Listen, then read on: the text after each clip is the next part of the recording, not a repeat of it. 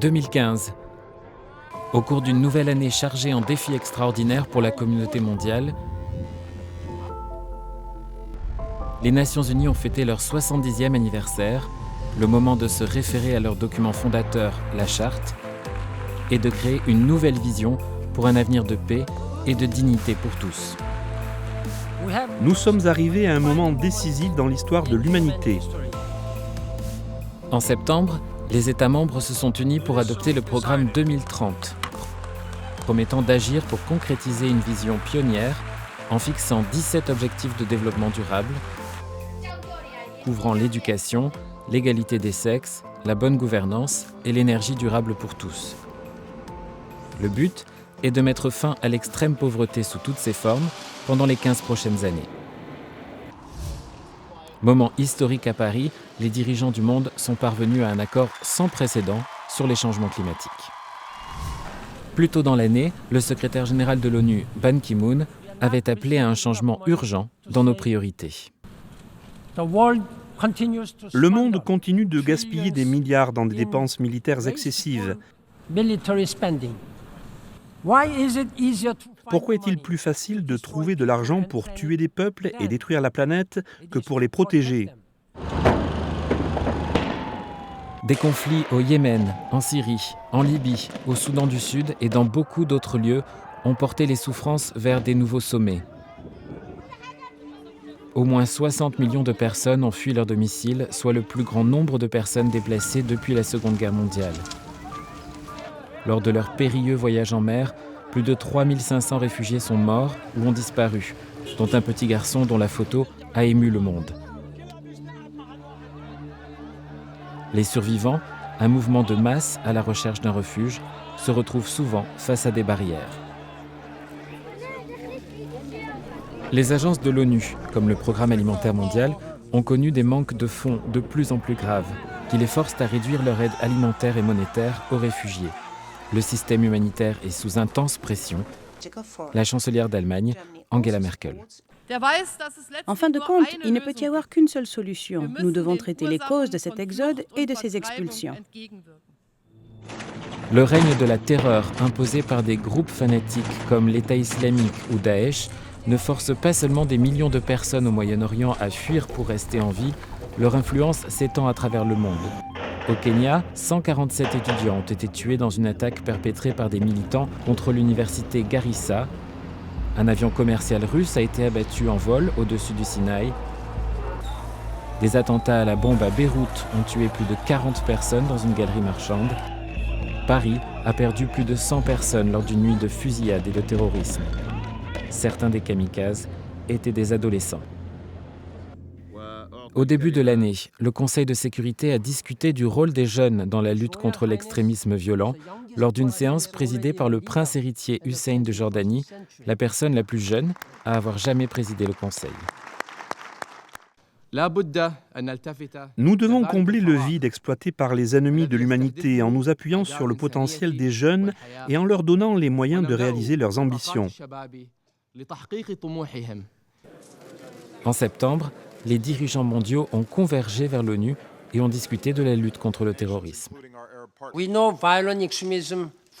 Nous savons que l'extrémisme violent prospère quand les droits de l'homme sont violés, les aspirations à l'inclusion sont ignorées et trop de personnes, notamment les jeunes, avec leurs espoirs et leurs rêves, n'ont ni perspective ni sens dans leur vie. Mettre fin au conflit syrien qui dure depuis près de 5 ans a été considéré comme étroitement lié à toutes les autres mesures. Le président américain, Barack Obama. Défaire l'IEL exige à mon avis un nouveau dirigeant et un gouvernement inclusif qui puisse unir le peuple syrien dans la lutte contre les groupes terroristes. Nous sommes prêts à travailler avec tous les pays, y compris la Russie et l'Iran, pour trouver un mécanisme politique dans lequel il serait possible d'entamer un processus de transition. Le président russe Vladimir Poutine a exposé une vision différente devant l'Assemblée générale. Nous pensons que c'est une grave erreur de refuser de coopérer avec le gouvernement syrien et ses forces armées qui affrontent vaillamment le terrorisme face à face. Nous devrions enfin reconnaître que personne d'autre que les forces armées du président Assad et les milices kurdes combattent réellement l'État islamique et les autres organisations terroristes en Syrie. Les pourparlers de paix de Vienne ont réuni toutes les parties autour de la table, sauf les Syriens eux-mêmes. Staffan de Mistura, envoyé spécial des Nations Unies pour la Syrie. Nous n'aurions jamais imaginé voir la Fédération de Russie et les Américains assis et présidents à la même table et avoir d'un côté l'Arabie saoudite et de l'autre l'Iran, plus d'autres pays. Donc ce genre d'élan que nous cherchions à trouver, nous devons maintenant le conserver. En novembre, le Conseil de sécurité s'est uni pour adopter une résolution afin de prendre toutes les mesures possibles en conformité avec la charte de l'ONU pour prévenir et réprimer les actes terroristes. Au Yémen, rébellions, frappes aériennes et luttes par procuration ont plongé le pays dans une catastrophe humanitaire avec 80% de la population nécessitant une assistance. En moyenne, 8 enfants sont tués ou mutilés chaque jour du fait du conflit. 2 millions d'enfants sont gravement sous-alimentés et les centres de santé et les écoles ont fermé. Mes sœurs et moi avons très peur quand nous entendons les balles. Nous avons peur de mourir. Je n'aime pas la guerre, j'aime la paix. Bien que des agences de l'ONU aient envoyé de l'aide d'urgence, le pays est au bord de la famine. Stephen O'Brien, secrétaire général adjoint pour les affaires humanitaires. Nous devons aider ces gens, nous devons leur assurer la nourriture, la sécurité, la protection, le déminage et tout ce qui leur donnera une chance de se sentir en sûreté. En décembre, lors de pourparlers parrainés par l'ONU en Suisse, une suspension des hostilités au Yémen a été annoncée. L'ONU a exhorté les parties à profiter de cette trêve pour faire avancer le processus de paix. En Libye, l'ONU a parrainé un accord pour former un nouveau gouvernement d'union après des mois de négociations difficiles entre les parties rivales. Mais le conflit continue. Aucun accord n'est parfait, mais ce document doit aider la Libye à sortir du chaos et à aller vers la création d'un État stable et démocratique doté d'un cadre juridique clair. Des vagues de terrorisme ont frappé le Nigeria, où Boko Haram a tué plus de 20 000 personnes depuis 6 ans. 2,5 millions de personnes ont fui à l'étranger ou sont sans abri dans leur propre pays. Boko Haram a incendié mon village. Nous avons fui pendant la nuit. La sécurité alimentaire dans la région est un défi majeur. Les agences de l'ONU visent à nourrir 400 000 personnes chaque mois, mais avec tant de situations d'urgence en concurrence pour des fonds, les rations ont dû être réduites, partout.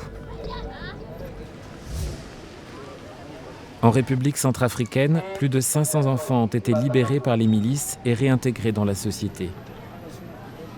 En mai, 10 milices rivales ont signé un accord en vue de désarmer et de poursuivre un processus de réconciliation avec des élections démocratiques. Les violences ont continué, perturbant le processus politique et entravant le travail vital des agences humanitaires. Pour parler de paix au Soudan du Sud, le président sud-soudanais Salva Kiir. J'ai signé l'accord pour mettre fin à la guerre et donner une chance à la paix.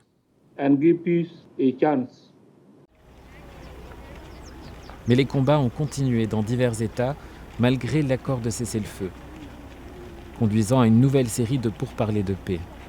Plus de 100 000 personnes déplacées vivent encore sur les sites de protection de l'ONU. Des femmes casques bleus mongoles aident à créer un environnement sûr et démontrent le rôle que peuvent jouer les femmes en faveur de la paix.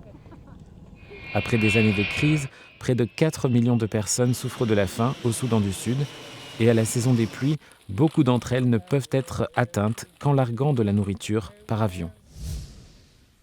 Malgré l'élection du Burundi au sein du Conseil des droits de l'homme de l'ONU, sa propre élection présidentielle en juillet a été ternie par des allégations de violation des droits de l'homme. Zeid Rad Al Hussein, haut commissaire des Nations Unies aux droits de l'homme. Ce que les gens au Burundi nous disent, c'est qu'ils craignent que leur pays soit prêt à sombrer dans des violences dévastatrices. Les risques en termes de vie humaine et pour la stabilité régionale et le développement sont élevés. Plus de 100 000 Burundais ont fui le pays, dont beaucoup ont traversé le lac vers la Tanzanie et le Rwanda. Tandis que le HCR et l'UNICEF aidaient à fournir des abris et des secours contre le choléra et la malnutrition, le Conseil de sécurité a exhorté toutes les parties à engager un dialogue politique. Des signes de succès en Afrique de l'Ouest. Le nombre de cas d'Ebola a diminué de manière spectaculaire grâce à l'action collective des communautés et de leur gouvernement et grâce au soutien du monde entier. L'épidémie n'est pas encore finie, mais avec de nouveaux tests de dépistage rapide et un nouveau vaccin prometteur, les communautés passent maintenant à une phase de vigilance pour empêcher le virus de se réimplanter. La Palestine, dotée du statut d'État observateur, arbore fièrement ses couleurs dans l'enceinte de l'ONU. Mais récemment, les drapeaux ont été mis en berne quand un nouveau cycle de violence a à nouveau tué des Israéliens et des Palestiniens innocents. Un accord nucléaire historique avec l'Iran.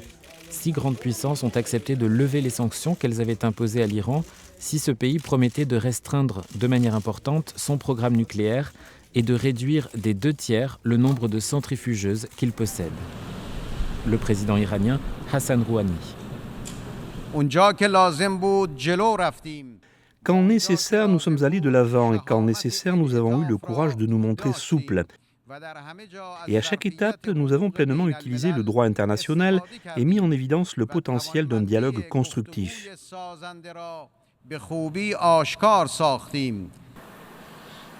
Yukiya Amano, directeur général de l'Agence internationale de l'énergie atomique. Beaucoup de travail reste à faire, mais je crois que les gros progrès effectués sur la question nucléaire iranienne représentent un vrai succès pour la diplomatie.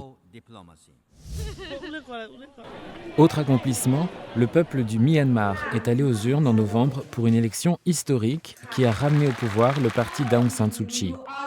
Ban Ki-moon a félicité le peuple du Myanmar pour sa participation pacifique, digne et enthousiaste au processus électoral.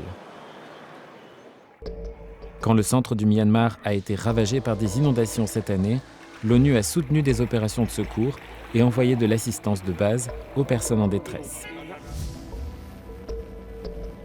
Cependant, au Népal, un séisme dévastateur de magnitude 7,8 a posé d'importants défis à la population ainsi qu'à l'ONU et à ses agences. Livrer nourriture et équipements dans des zones montagneuses très difficiles d'accès, fournir aux villageois des abris et des dons en espèces pour rebâtir leurs maisons et les infrastructures, et même évacuer par hélicoptère des moignons dont le monastère dans l'Himalaya était coupé du monde.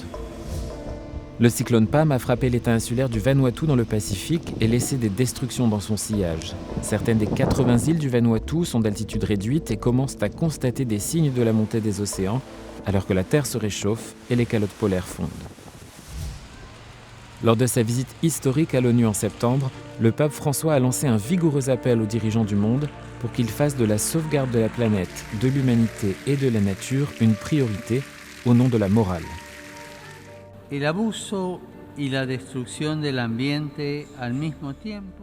Le mauvais usage et la destruction de l'environnement s'accompagnent d'un processus constant d'exclusion.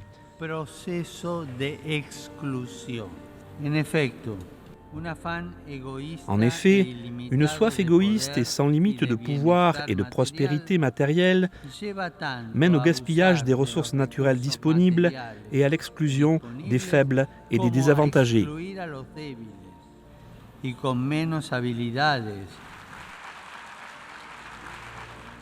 Ainsi, tout dommage infligé à l'environnement est un dommage infligé à l'humanité.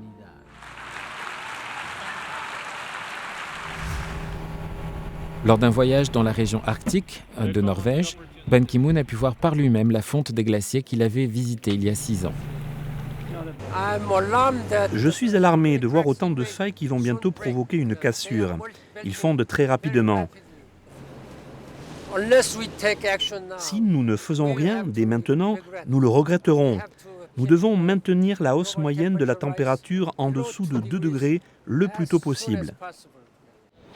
2 semaines de négociations inlassables à la conférence des Nations Unies sur les changements climatiques à Paris ont débouché sur un moment de triomphe. Pour le climat est accepté. Pour la première fois, 195 pays ont adopté un accord universel visant à réduire les émissions, renforcer la résilience et joindre leurs forces pour une action conjointe sur le climat. Tous les pays ont accepté de maintenir la hausse de la température moyenne de la planète sous 2 degrés Celsius. Unité en bleu. Le monde a commémoré le 70e anniversaire des Nations Unies. De nouveaux défis nous attendent pour la prochaine décennie. Parvenir à éliminer la faim, trouver des solutions aux conflits et au changement climatique. La lauréate du prix Nobel de la paix, Malala Yousafzai. J'ai bon espoir que nous tous, à l'ONU,